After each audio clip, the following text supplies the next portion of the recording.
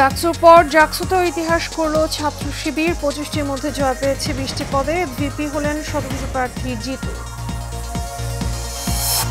সংস্কারের রূপরেখা ভিন্নভাবে উপস্থাপন করা হচ্ছে বললেন আলী রিয়াজ। সুষ্ঠু নির্বাচন আয়োজনে সকলকে সহযোগিতার আহ্বান সালাউদ্দিনের। রাজধানী সহ সারা দেশে ডেঙ্গুর পাশাপাশি নতুন করে আতঙ্ক চিকুনগুনিয়া। 24 ঘন্টায় হাসপাতালে ভর্তি অন্তত 250। এবং নেপালে অন্তর্বর্তী সরকারের সাবেক প্রধান বিচারপতি সুশীলা কার্কি শুভেচ্ছা জানালেন প্রধান উপদেষ্টা ডক্টর মোহাম্মদ ইউনূস।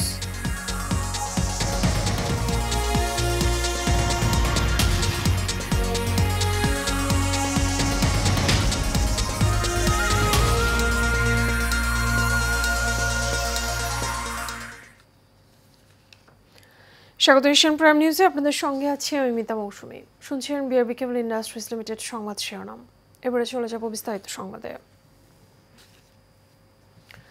ডাকসুর পর জাহাঙ্গীরনগর বিশ্ববিদ্যালয় কেন্দ্রীয় ছাত্র সংসদ নির্বাচনেও সংখ্যাগরিষ্ঠতা পেয়েছেন শিবির সমর্থিত প্যানেলের প্রার্থীরা।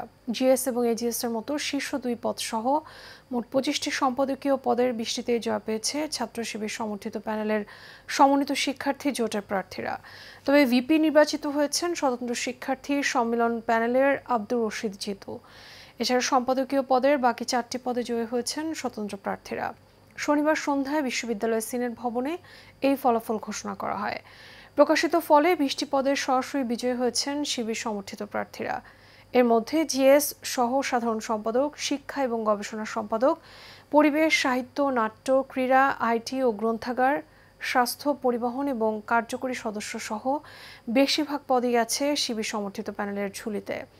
দীর্ঘ 33 বছর পর বৃহস্পতিবার সকাল 9টা থেকে জাকসু নির্বাচনে ভোট গ্রহণ শুরু হয়, চলে বিকেল 5টা পর্যন্ত।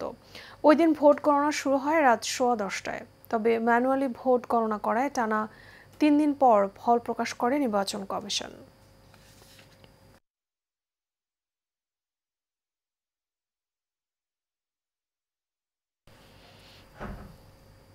জাতীয় ঐক্যমত্য কমিশন নাগরিক সমাজের প্রতিনিধিদের মতামতের ভিত্তিতেই সংস্কারের রূপরেখা দিয়েছে, কিন্তু কেউ কেউ তা ভিন্নভাবে উপস্থাপন করেছে বলে মন্তব্য করেছেন জাতীয় ঐক্যমত্য কমিশনের সহ সভাপতি ডক্টর আলী রিয়াজ। আর সুষ্ঠু নির্বাচন আয়োজনে রাজনৈতিক দলগুলোর সদিচ্ছা প্রয়োজন বলে জানিয়েছেন বিএনপির স্থায়ী কমিটির সদস্য সালাউদ্দিন আহমেদ।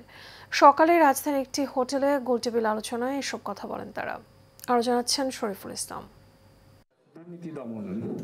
রাজধানীর একটি হোটেলে চলমান সংস্কার প্রক্রিয়া, সরকারের প্রতি জনআস্থা, গণতান্ত্রিক বাংলাদেশের ভবিষ্যৎ, জনমানুষের ভাবনা ও প্রত্যাশা শীর্ষক গোলটেবিল ও গবেষণাপত্র প্রকাশের আয়োজন করে বেসরকারি সংস্থা বাংলাদেশ এন্টারপ্রাইজ ইনস্টিটিউট। যতগুলো সিদ্ধান্ত হয়েছে গত 1 বছরে, তাহলে প্রত্যেকটার ন্যায্যতা নিয়েও পরোক্ষভাবে প্রশ্ন উত্থাপন করা হচ্ছে। আলোচনায় অংশ নেওয়া অতিথিরা বলেন, রাজনৈতিক দলগুলো ঐক্যবদ্ধ না থাকলে তার প্রভাব আসন্ন নির্বাচন ও সংস্কারে পড়বে। আমাদের শিক্ষকরা কি করেন? রাজনীতি করেন, দলীয় রাজনীতি করেন। তো এর থেকে যদি আমরা উত্তরণ না ঘটাতে পারি, তাহলে আমাদের রাজনীতিও ভালো চলছে না, ভালো চলবে না, এবং আমাদের এই শিক্ষাঙ্গনও ভালো চলছে না। এবং এই কাজটা আমাদের রাজনীতিবিদরাই অলরেডি অর্ধেক করে ফেলেছে। কনসেনসাস আছে, সংস্কার কনসেনসাস আছে এখনো আমাদের একটা প্রতিনিধিত্বমূলক নির্বাচনী ব্যবস্থায়। আরেকটা হতাশার জায়গা, not on this research, but যেভাবে আমরা নারীদের আসন নিয়ে ফাইনালি ডিসিশনটা এসেছে, that has been very disappointing. এই সময় বিএনপির স্থায়ী কমিটির অন্যতম সদস্য সালাউদ্দিন আহমেদ বলেন, পরবর্তী সংসদ ছাড়া সংবিধান সংশোধনের কোনো বৈধ প্রক্রিয়া ঐক্যমত্য কমিশন বের করতে পারলে বিএনপি তাতে রাজি থাকবে। সাংবিধানিক সংস্কারগুলো যদি এখনই কার্যকর করতে হয়, তাহলে সেরকম কোনো পন্থা আছে কিনা সেটা আপনারাই প্রস্তাব করুন। যদি সেরকম কোনো আইনানুগ বৈধ পন্থা থাকে, আমরা তার সাথে একমত হব। কিন্তু যদি এমন কোনো প্রক্রিয়া আমরা এলাও করি যে প্রক্রিয়ার মধ্য দিয়ে বিদ্যমান সংবিধানের সাথে প্যারালাল আর একটা সংবিধান কাজ করবে, তাহলে রাষ্ট্রে এটা নৈরাজ্য সৃষ্টি করার একটা সুযোগ সৃষ্টি করে দেওয়া হবে। আর ঐক্যমত্য কমিশনের সহসভাপতি ডক্টর আলী রিয়াজের প্রশ্ন, নির্বাচনে যদি গণতন্ত্র উত্তোলনের একমাত্র পথ হতো, তাহলে দেশে এখনো গণতন্ত্র প্রতিষ্ঠা হয়নি কেন? আমাদের রাজনীতিবিদরা কম বেশি এই জায়গায় আটকে যাচ্ছেন যেন একটা নির্বাচনই হচ্ছে উত্তরণে,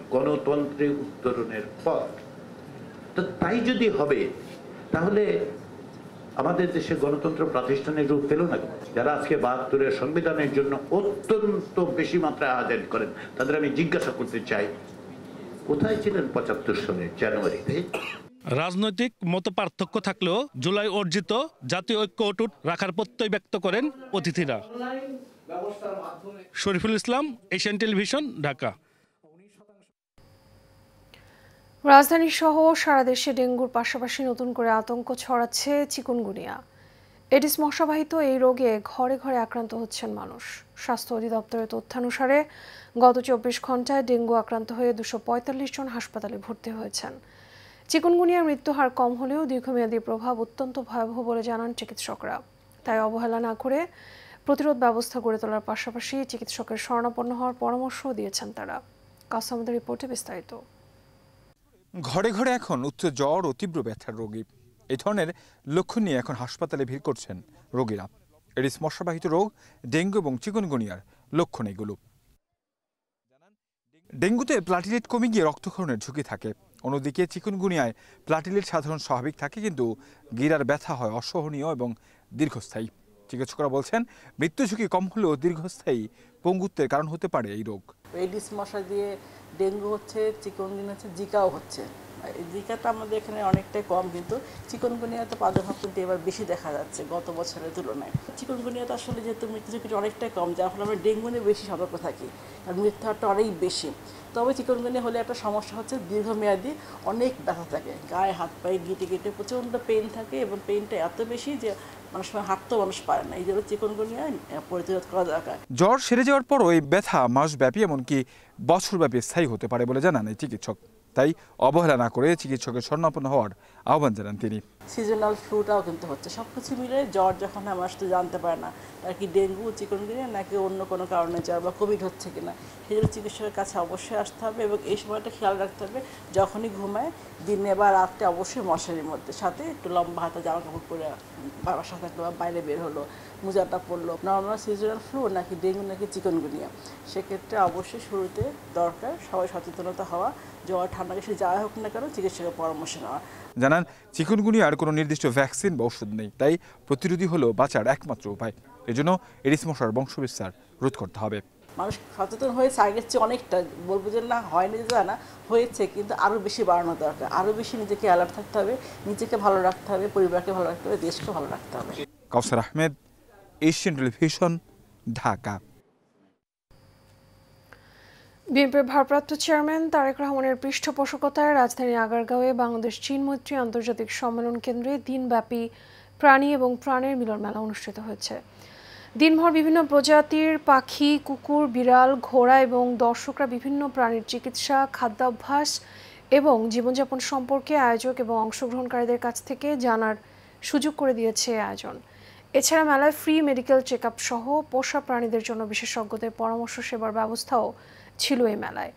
দেশ হোক সকল প্রাণের নিরাপদ আবাসস্থল, এই স্লোগান ধারণ করে প্রাণী এবং প্রাণের মিলন মেলা নামে প্রথমবারের মতো ব্যতিক্রম ধর্মী এই মেলার আয়োজন করেছে অ্যানিম্যাল ওয়েলফেয়ার অ্যাসোসিয়েশন। পরে এক আলোচনা সভায় প্রধান অতিথি হিসেবে বক্তব্য রাখেন বিএনপির ভারপ্রাপ্ত চেয়ারপারসন তারেক রহমান। রাখা দরকার দেশের প্রাণীর নিরাপত্তা এবং অধিকার সংরক্ষণের স্বার্থে বাংলাদেশ অ্যানিম্যাল ওয়েলফেয়ার অ্যাসোসিয়েশন গঠন করে সুসংগঠিতভাবে আরও কার্যকর ভূমিকা রাখার ক্ষেত্রে আপনাদের এই চলমান উদ্যোগকে আমি আন্তরিকভাবে সাধুবাদ জানাই। এই যাত্রায় আমাদের স্লোগান হোক প্রাণ বাঁচাও, প্রাণী বাঁচাও। দেশ হোক সকল প্রাণের নিরাপদ আশ্রয়স্থল। নেপালে অন্তর্বর্তী সরকারের প্রধান হিসেবে দায়িত্ব নেওয়া সুশীলা কার্কিকে অভিনন্দন জানিয়েছেন প্রধান উপদেষ্টা ডক্টর মোহাম্মদ ইউনূস। শনিবার প্রধান উপদেষ্টা কার্যালয় থেকে অভিনন্দন পত্রটি পাঠানো হয়। সুশীলা কার্কিকে পাঠানো অভিনন্দন বার্তায় ডক্টর মোহাম্মদ ইউনূস বলেন, নেপালের প্রধানমন্ত্রী হিসেবে দায়িত্ব নেওয়ার জন্য বাংলাদেশ সরকার, জনগণ এবং তার নিজের পক্ষ থেকে আন্তরিক অভিনন্দন। একটি সংকটময় এবং চ্যালেঞ্জিং সময়ে আপনার প্রধানমন্ত্রী হওয়া আপনার প্রতি জনগণের আস্থা ও বিশ্বাসের প্রতিফলন। অভিনন্দন বার্তায় সম্প্রতি নেপালের আন্দোলনের সময় প্রাণহানির ঘটনায় সমবেদনাও জানান প্রধান উপদেষ্টা।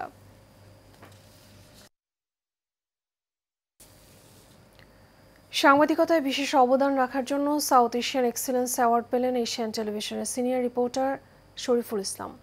বিকেলে রাজধানীর সেগুনবাগিচায় কেন্দ্রীয় কচিকাছার মেলা মিলনায়তনে সাউথ এশিয়ান সোশ্যাল কালচারাল ফোরামের প্রথম বর্ষপূর্তি উপলক্ষে পুরস্কার প্রদান অনুষ্ঠানের আয়োজন করে সংগঠনটি। এ সময় সমাজে বিভিন্ন ক্ষেত্রে অবদান রাখায় মোট 15 জনকে বিভিন্ন ক্যাটাগরিতে পুরস্কৃত করা হয়। অনুষ্ঠানের প্রধান অতিথি হিসেবে উপস্থিত ছিলেন সুপ্রিম কোর্টের বিচারপতি ফয়সাল মাহমুদ ফয়েজি। বিশেষ অতিথি হিসেবে উপস্থিত ছিলেন সাবেক অতিরিক্ত সচিব পরিচাদা শহীদুল হারুন। অনুষ্ঠানে সভাপতিত্ব করেন সাউথ এশিয়ান সোশ্যাল কালচারাল ফোরামের উপদেষ্টা সুপ্রিম কোর্টের আইনজীবী শেখ মোহাম্মদ আমির হামজা।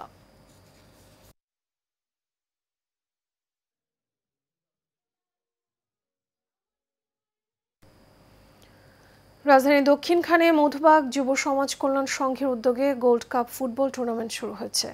মধুবাগ খেলার মাঠে উদ্বোধনী অনুষ্ঠানের প্রধান অতিথি হিসেবে উপস্থিত ছিলেন ঢাকা মহানগর উত্তর বিএনপি সদস্য সচিব মোহাম্মদ মোস্তফা জামান। উদ্বোধনী অনুষ্ঠানে সভাপতিত্ব করেন দক্ষিণখান থানা বিএনপি ভারপ্রাপ্ত সভাপতি হেলাল তালুকদার।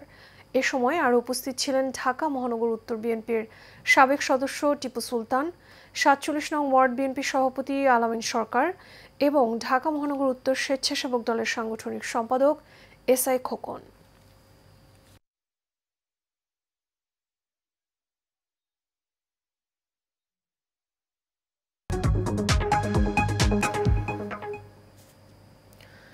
স্টেপ ফুটওয়্যারের ব্র্যান্ড অ্যাম্বাসেডর হিসেবে চুক্তিবদ্ধ হলেন জনপ্রিয় অভিনেতা এবং মডেল তৌসিফ মাহবুব এবং তানজিম তিশা। বিকেলে রাজধানীর একটি হোটেলে বর্ণাঢ্য এবং উৎসব মুখর পরিবেশে তাদের বিশেষ সিগনেচার ইভেন্ট অনুষ্ঠিত হয়। স্টেপ ফুটওয়্যারের পক্ষে চুক্তিতে স্বাক্ষর করেন কোম্পানির ব্যবস্থাপনা পরিচালক শামীম কবির। অনুষ্ঠানে স্টেপ ওয়্যার উন্মোচন করেন তাদের 10টি নতুন এবং আকর্ষণীয় পণ্য। বর্ণাঢ্য আয়োজনের সার্বিক দায়িত্ব পালন করেন দেশের শীর্ষস্থানীয় বিজ্ঞাপনী সংস্থা অ্যাডসাইন।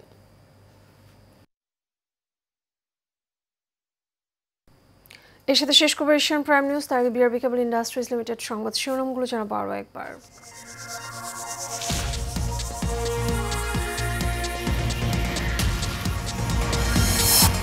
ডাকসুর পর জাকসুতেও ইতিহাস গড়ল ছাত্র শিবির। 25টির মধ্যে জয় পেয়েছে 20টি পদে। ভিপি হলেন স্বতন্ত্র প্রার্থী জিতু। সংস্কারের রূপরেখা ভিন্নভাবে উপস্থাপন করা হচ্ছে বলেন আলী রিয়াজ।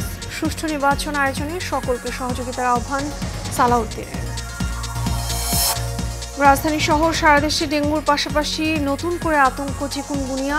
24 ঘন্টায় হাসপাতালে ভর্তি অন্তত 250। এবং নেপালে অন্তর্বর্তী সরকারের প্রধান সাবেক প্রধান বিচারপতি সুশীলা কার্কি। শুভেচ্ছা জানালেন প্রধান উপদেষ্টা doctor Mohammad Yunus. Asian Prime News এ পর্যন্তই। আমাদের পরবর্তী সংবাদ দেখার আমন্ত্রণ রইল। আপনার সাথে থাকার জন্য ধন্যবাদ সবাই।